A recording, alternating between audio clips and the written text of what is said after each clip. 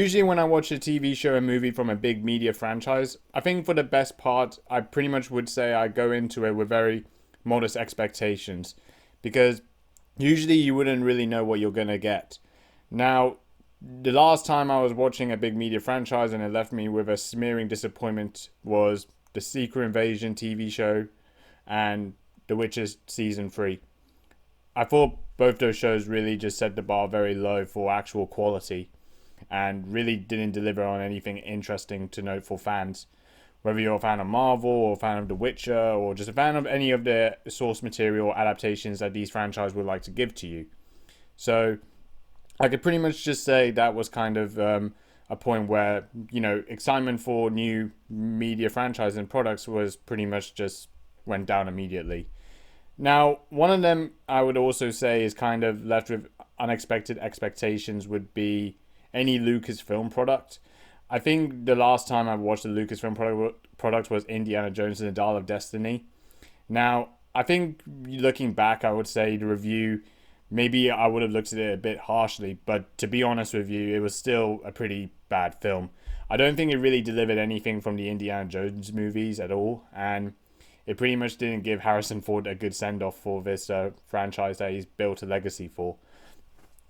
And I think as well, this is also the same case what Lucasfilms has done with Star Wars. I mean, you had Mandalorian Season 3, which I think was a pretty bad show and it didn't really have anything of interesting to note. And everything that you watch from that series has everything that builds up in a very expected fashion and it doesn't build up any climax at all. And that's also the same with pretty much the Obi-Wan Kenobi series, which I wouldn't say was bad, but very underwhelming. But today I found a good show, and it surprised my expectations. I can finally say I started watching Ahsoka. The 2 episodes came out today, and it was good. I was actually surprised for once. It was actually a show that actually had, some core Star Wars themes. They really built up some good characters very well, and they actually went back to the old Star Wars roots that I think people will like, and I was very surprised with this show. Now, it is only 2 episodes in, so I'm not going to be jumping up and down thinking that, Lucasfilms is really getting it back with the Star Wars fans, and now we were able to see a good show. It's still got a long way to go to see how this show will develop over time, but I think certainly for now, this is definitely as good as I think Lucasfilms will get nowadays. Now, I'm going to be very honest. Going into this show, I wasn't really going in with very much expectations. I was kind of going into it thinking that it was just going to be another generic, average Star Wars product. But I think really the first episode really did hook me in from the beginning to the end. So I think they really went back to actually giving the sort of Star Wars transcripts that they do, where they kind of, explain the premise of the story. They went back to that route, which I thought was, actually once a good change, and it was promising. And immediately the first sequence and the first moments of this movie was gripping.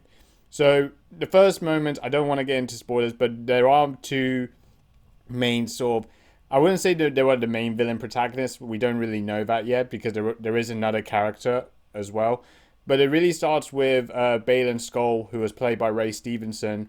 Also, rest in peace to that guy as well. I mean, unfortunately, he's not with us today, who didn't see this coming out. And I think he would have been very proud of the work that he's done, because I think he was a very, very good character for this TV show.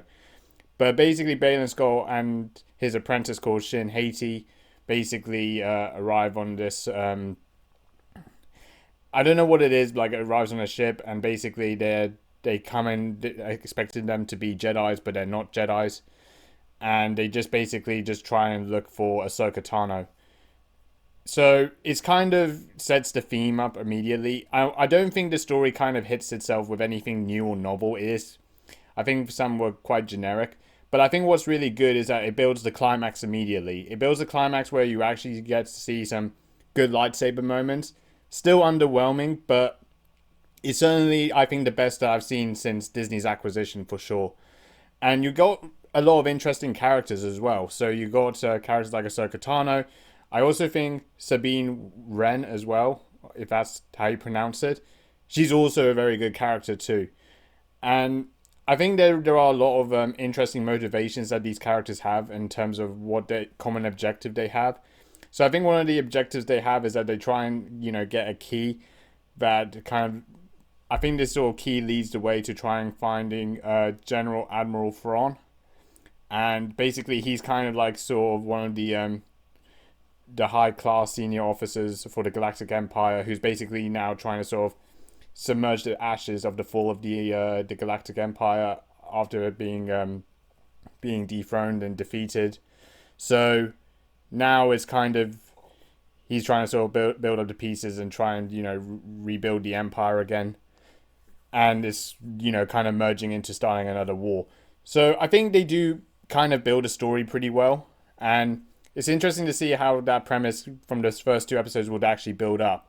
Now, I'm not going to sort of immediately sort of rate this show already or what I think about it, because at the moment it's getting into a very good start, and I think for once, I wasn't bored. There's good action moments. They really do build up the Star Wars themes well, with good saber battles and also great visuals. And I think for once, maybe this could be a chance to see how they could turn this around, because I think a show like Ahsoka, where they actually focus on the main character's Ahsoka for once, and actually her motivations and the characters she kind of meets up with, and how the story unfolds, I think they really kind of simplify that story pretty well. So, yeah, overall, I'm pretty surprised with this show, and I'm definitely going to be encouraged watching this show and seeing how it turns out. And that's pretty much about it. See you later.